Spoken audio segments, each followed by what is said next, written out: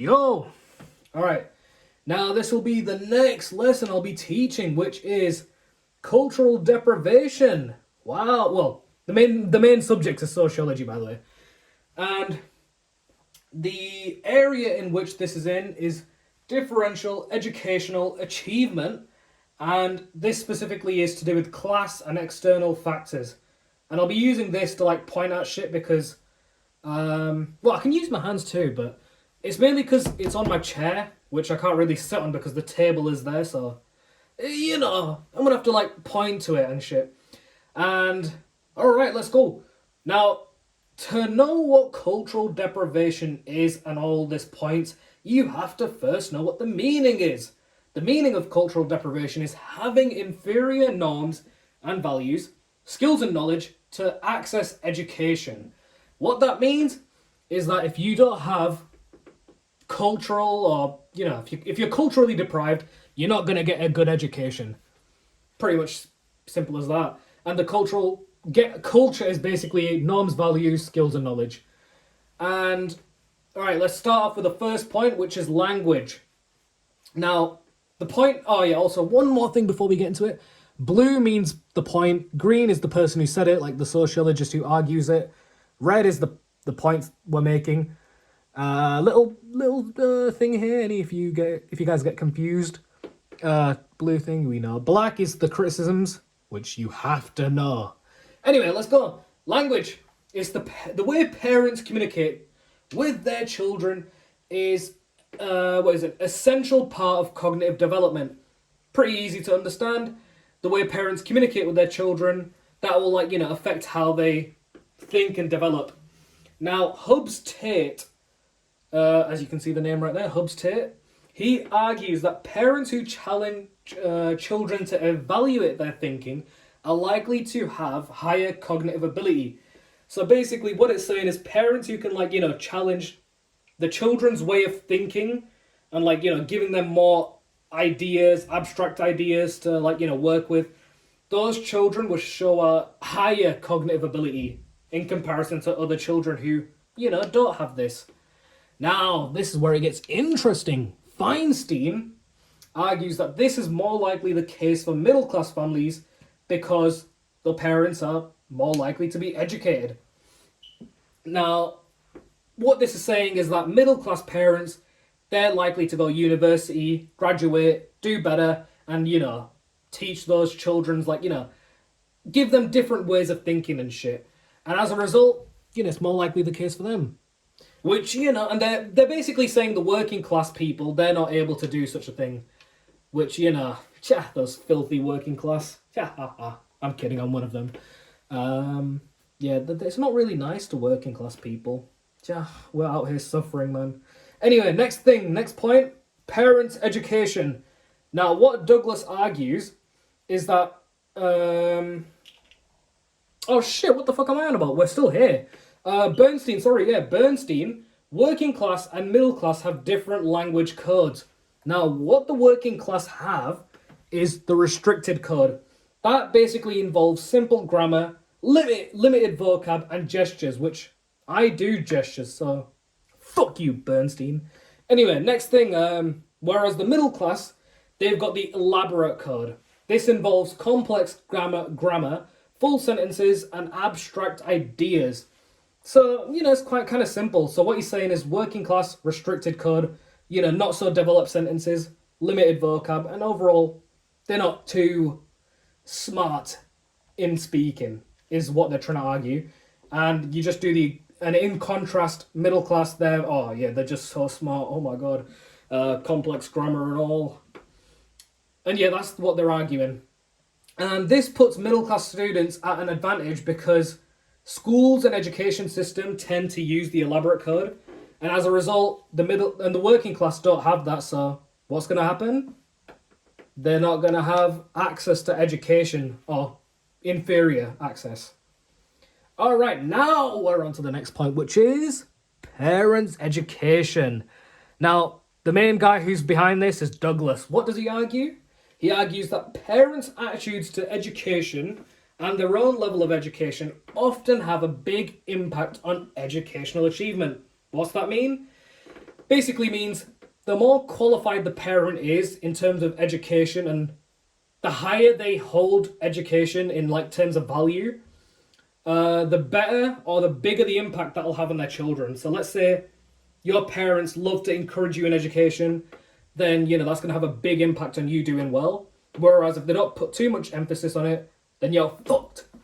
And now it goes into detail here where working class parents typically place less value in education, and as a result of that, children will have low motivation and achievement towards like education.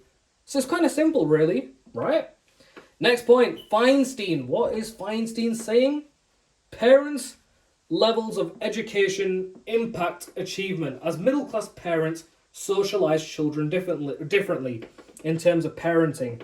As middle class parents are consistent in terms of discipline and educational behaviors. Now let me explain that in simpler terms.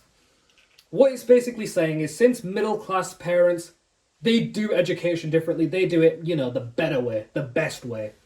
And as a result, when they're, telling their children, oh, go on, mate, Johnny, time to behave, get focusing on your homework, they're more likely to discipline their children and make them focus on education.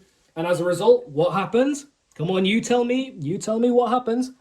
They do better in school, or in terms of achievements and shit. Yeah, pretty simple, right? Next point, working class subculture. Now, the man who argues about this is Sugarman. Now, what Sugarman argues is that there's, the working class have different culture to middle class, and as a result, that acts like as a barrier to educational achievement. Now, he's identified 4 different elements that, that's keeping the working class where they are and not doing well in education. And now let's go through them. First one, fatalism. Fatalism is where you have a belief in fate, where whatever will be, will be. It is what it is. You can't do nothing about it, and it can't be changed. Now, in contrast, middle class people, they believe that you can change your position with your own efforts. So they have the opposite view to what the working class believe. And a way to remember that is fatalism. Quite easy, right? The first 3 letters. Next thing, collectivism. That's the working class tend to value being in a group more than succeeding as an individual.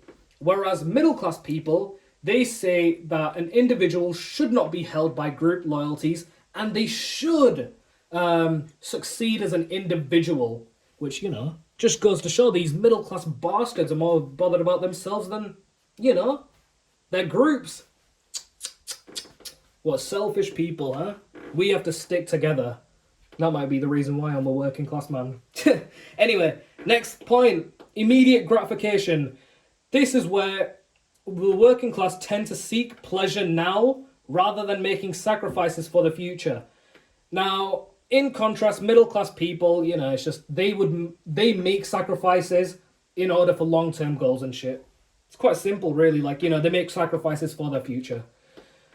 4th point, present time orientation is where the working class, they see the present as more important than the future, and not having any like long-term goals to like really go for. The middle class, obviously, is just the exact opposite, where they care more about the future, having more goals in the future to aim for, and they're planning the future basically. It's quite simple. This ends up leading to an underachievement in education for the working class. Now, Sugarman also adds to this whole like thing by saying that this is due to the security. Well, it links to it. It's the security of the middle class jobs. Let me quickly explain that. Security of middle class jobs is basically saying how middle class people, the older folk, men or women, whoever works, they tend to have very, very good jobs, right? And as a result, those jobs tend to like encourage them to like progress in life. It also encourages high ambition and long-term planning. All of these values that they learn from the jobs are then passed down to their children, like they're socialized into children who then apply that exact same thing into education. And as a result, come on, say it together, why do they do better? Well, where do they do better in? That's right, education. Hang on, let me try to point to it. There we go. All right, now, once you've written all this, oh, well, yeah, well, let me tell you when you're going to write this. Let's say you get a 20, 30 marker to do with, like, deprivation, cultural deprivation. The points you're going to be making is like 1, 2, 3.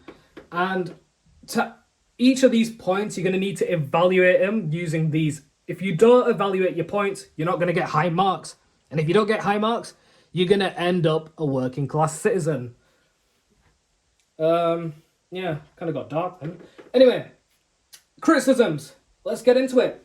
Now, criticisms of cultural deprivation as a whole is these two right here. First one is victim blaming. The cultural deprivation theory takes a deficit view and it blames the victims for their own failure. Now, what is a deficit view, you might be asking? It's basically looking down on the victims, like, practically spitting on them, slapping them. We don't like them, is what they're saying. And the cultural deprivation theory sees working class students as lacking cultural qualities needed for educational success. But in actuality, that's not the case. Well, it might be, but it ignores the inequalities built into education system and wider society, which are the real reason to blame for underachievement for the working class. So it takes like it takes a reductionist view and only blames working class for their lack of culturalness, and as a result they fail. But in actuality, it's the inequalities built into the education system and wider society that causes them to fail. It's a bit of a mouthful, so hopefully you understand. It's hopefully my explaining helps you. If it doesn't, then I'm sorry. Anyway, next point. The next point is they're different, not deprived. The person who argues this is Keddy. Keddy says that a child can't be deprived of its own culture and argues that working class children are simply culturally different, not culturally deprived. It's quite simple in principle. Basically, how can a working class child be deprived of its own culture? It's the culture it's in is the working class culture, right? So you can't really be deprived of that because you are it, if that makes sense. The real thing is, the reason they fail is because they're put at a disadvantage by an education system that's dominated by middle class values. So it's not the fact that their working class culture is the reason they're failing. The real reason is that the education system uses middle class values, and there's no room for working class values. And as a result, they don't do well. Quite simple. Next point, a language criticism. So we're back to here. It's a criticism for that. The people who argue that is Tronya and Williams. They argue that the problem is not child's language, but rather schools' attitudes towards it. Teachers in schools have like a speech hierarchy. So they label middle class speech as the highest, working class speech as the second, and the lowest speech that they have the third place is black speech, which that's how they order it. That's called speech hierarchy. You might have to know the specific term for that. Final criticism that you'll have to know is a speech code criticism. So we're still here to do with that point there about Bernstein. Now, this one argues that cultural deprivation theorists exaggerate the differences between classes. For example, Gain and George criticized Bernstein for exaggerating plus oversimplifying differences between working class and middle class speech patterns. So basically, what Bernstein is saying is there's like a big difference between the two speech patterns, causing working class people to fail. But in actuality, the difference is like there. It's not really, the speech patterns aren't the reason for them failing, and it's being kind of exaggerated. So it's kind of simple. And this is going to be the first thing you'll know. The next thing is going to be material deprivation that we're going to talk about. So yeah, hopefully you understood this. If not, you can just read it and try and understand it for yourself. I've tried my best to explain it. So yeah, if you got any questions or some shit, just put it in the comments. But yeah, and then I'll answer.